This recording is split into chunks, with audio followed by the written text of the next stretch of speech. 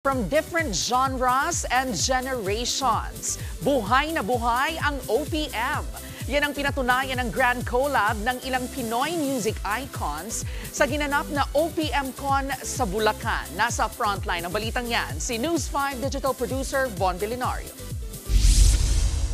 Talagang panalong-panalo ang musikang Pinoy sa OPM Con 2025 ng isang grocery chain na ginanap sa Philippine Arena sa Bukawi, Bulacan. Nagsanib puwersa ang ilan sa mga biggest artists ng bansa.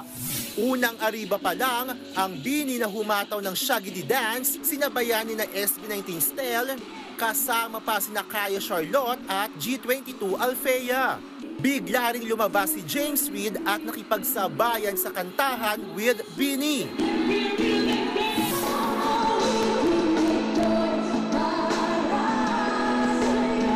Grateful naman ng G22 nang kantahin nila ang Salamat with Yen Constantino.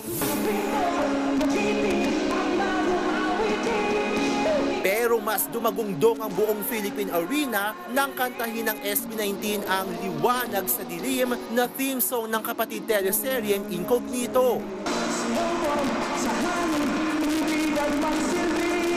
Mas naloka ang buong arena dahil lumabas ang OPM icon na si Rico Blanco at nakisabay sa pag-awit with the Kings of P-Pop. Salamat, helpful nyo na mabawasan yung kaba ko sa ganito kalaking stage. But wait, akala nyo yun lang ang pasabog ni Rico? Sa pambihirang pagkakataon, humataw sa dance floor si Rico sa hit song ng SB19 na Dungka.